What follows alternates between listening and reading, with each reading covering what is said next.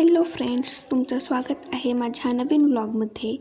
तर आज आम्हाला जायचं होतं अक्कलकोटला, पण माझं काही फिक्स होत नव्हतं कारण मला हॉस्टेललाही जायचं होतं. पण कसं तरी करून आम्ही अक्कलकोटला जायला तयार झालो. सकाळी लवकर उठलो, अक्कलकोटला निघालो आणि मस्त असा एन्जॉय करत आम्ही अक्कलकोटला तुळजापूर वगैरे सगळे देव करणार होतो. तर फायनली आम्ही अक्कलकोटमध्ये पोहोचलो आणि एंट्री करताच तिथं एवढ्या सुंदर अशा स्वामी समर्थाच्या मूर्त्या होत्या ना. प्रत्येक मूर्ती वेगळी अशी होती आणि असं वाटत होतं की प्रत्येक मूर्ती बघेल ती मूर्ती घ्यायला पाहिजे. वाव, किती छान आहे असं वाटत होतं. तर आम्ही इकडे तिकडे यात्रेमध्ये फिरत मंदिरामध्ये एंट्री केली आणि एंट्री करताच मन एवढं प्रसन्न झालं ना, आणि असं वाटत होतं की तिथून येऊच नाही, तिथेच राहावं. आणि त्यानंतर तिथं ऑनलाईनही दर्शन सुरू होतं. तर आम्ही रांगेमध्ये उभे राहिलो आणि स्वामी समर्थाचं दर्शन घेतलो, तिथं फोटो वगैरे काढल्या. आणि नंतर आमचं दर्शन झाल्यानंतर जेव्हा आम्ही बाहेर पडलो तिथेही यात्रा होती आणि वेगवेगळ्या प्रकारच्या स्वामी समर्थाच्या मूर्त्या होत्या आणि आम्ही थोडीशी तिथं शॉपिंग केली, तिथं खरेदी वगैरे केली आणि नंतर आम्ही बाहेर पडलो आणि आम्हाला जायचं होतं तुळजापूरला. तर तिथे थोडीशी आम्ही फोटो शूटिंग वगैरे केली आणि तिथे एवढी गर्दी होती ना, एवढं ऊन होतं तरीही लोक फोटो काढण्यासाठी उभे होते.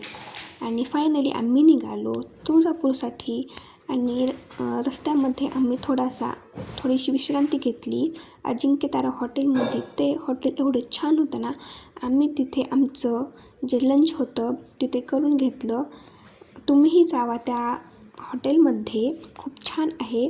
आणि तिथे तुम्हाला माहिती आहे का, म्हणजे टाईमपास करण्यासाठी ग्राउंड म्हणजे गार्डन वगैरे होतं, खेळण्यासाठी ग्राउंड पण होतं आणि मीही तिथं खेळा झोका वगैरे आणि लहान मुलांसाठीही होतं.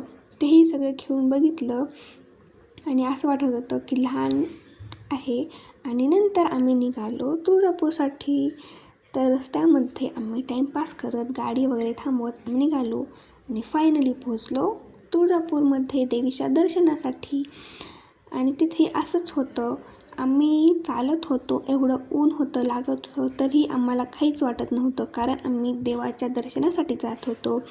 तिथे इकडे तिकडे बघत हसत खेळत आम्ही मंदिरामध्ये गेलो. तिथे आम्ही आमचा पास वगैरे काढला, पण पास काढूनसुद्धा एवढी गर्दी होती ना की आम्हाला खूप उशीर लागला. तर आम्ही तिथे गेलो. फायनली महाद्वार आहे जे संभाजी महाद्वार काहीतरी, तिथे आम्ही आलो आणि आमचे जे रिलेटिव्स आहेत तिथे राहतात त्यांना आम्ही कॉन्टॅक्ट वगैरे केला आणि आमचं जे बुकिंग आहे तिकीट ते बुक करून घेतलं. तरी गर्दी होती खूप. फायनली आम्ही रांगेमध्ये उभे राहिलो. तिथे तर एवढी गर्दी होती, आमचं बुकिंग केलेलं तिकीट होतं तरीसुद्धा एवढी गर्दी होती. 1-1.5 तासामध्ये जे दर्शन होतं, आम्हाला तिकीट बुक करूनसुद्धा 3 तास लागले. मग तुम्ही विचार करा किती गर्दी असेल. आणि आमचं फायनली अशा पद्धतीने दर्शन झालं. आणि तुम्हाला माहिती आहे का, तिथे चिंतामणी दगड आहे, म्हणजे मनातील आपली जी इच्छा आहे ते मागायच्या.